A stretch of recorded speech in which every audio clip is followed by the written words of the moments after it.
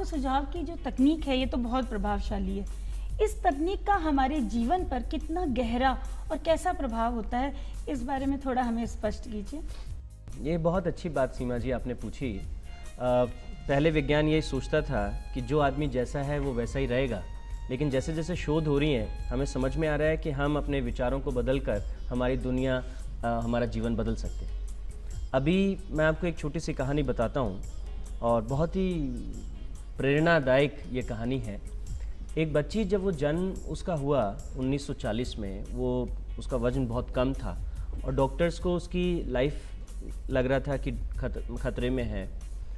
वो जब 4 साल की हुई कैसे जैसे, तो उसको स्कारलेट फीवर हो गया और उसे पोलियो भी हो गया। तो उसका पाँव बुरी तरह से ख़राब हो गए थे और डॉक्टर्स ने कहा कि ये बच्ची अपने जीवन में कभी भी अपने पाँव पे चल नहीं सकती। लेकिन उसकी माँ ने हमेशा जो एक चीज़ सीखी थी कि अगर हम सही सकारात्मक विचारों को बच्चे में डाल दें तो वो आगे चल के वो विचार बच्चे की ताकत बन जाते हैं। उन्होंने अपनी बच्ची को बार बार यही समझाया कि बेटा तुम बिल्कुल चल सकती हो, बिल्कुल चल सकती हो, और तुम्हें यही पक्का ख्वाब अपने अंदर रखना है कि तुम एकदम बिल्कुल ठीक चलोगी।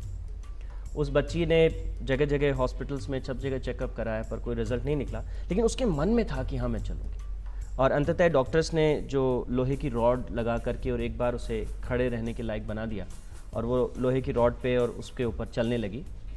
और एक दिन जब वो 9 साल की थी, उसने मतलब उसको ये तमन्ना थी कि मैं बस चलूँ, सिर्फ 2 कदम चलूँ, लेकिन मैं अपने पाँव पे चलूँ।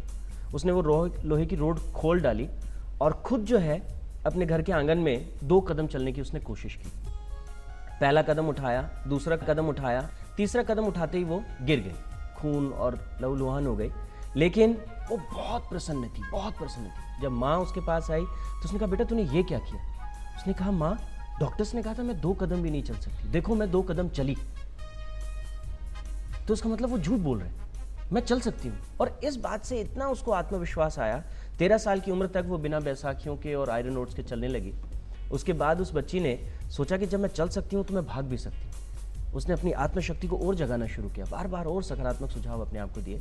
उसने फैसला किया कि मैं दौड़ में जीत के दिखाऊंगी। उसने दौड़ना शुरू किया और अक्सर जब उसके सारे दोस्त जो भी दौड़ते थे स्कूल में, जब आधा घंटा तब जाके वो पहुंचती थी, लेकिन लगातार उसने उस जिद को छोड़ा नहीं।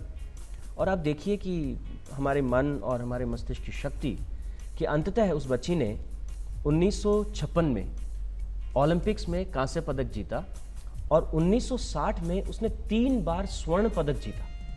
वो विश्व की सबसे बड़ी धावक बनी।